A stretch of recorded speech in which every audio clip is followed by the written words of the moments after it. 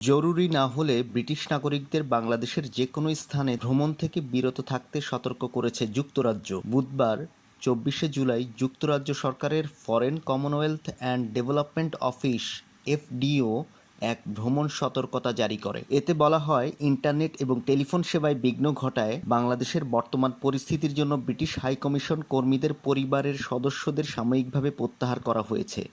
British high commission নাগরিকদের সহযোগিতা সহ প্রয়োজনীয় কাগজগুলো করছে। বর্তমান সতর্কতায় বলা হয়, গত 19 জুলাই রাত 11:59 থেকে বাংলাদেশ সরকার দেশ জুড়ে কারফিউ জারি করেছে। এর অধীনে ঢাকা জেলায় 24 ও 25 জুলাই সকাল 10টা থেকে বিকেল 5টা পর্যন্ত কারফিউ শিথিল থাকবে। সিলেট বিভাগে এই 2 দিন সকাল 9টা থেকে সন্ধ্যা 6টা পর্যন্ত কারফিউ শিথিল থাকবে। আপনি যেখানেই থাকেন না কেন, স্থানীয় কর্তৃপক্ষের পরামর্শ মেনে চলার জন্য আপনাকে পরামর্শ দেওয়া হলো।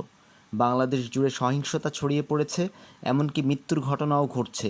আপনাকে নিরাপদ স্থানে অবস্থান করার জন্য পরামর্শ দেওয়া হচ্ছে। ইন্টারনেট ও স্থানীয় মাধ্যম সহ যোগাযোগ ব্যবস্থা মারাত্মকভাবে ব্যাহত হচ্ছে। পরবর্তী নির্দেশ না দেওয়া পর্যন্ত বাংলাদেশ রেলওয়ের সেবা বন্ধ রাখা হয়েছে।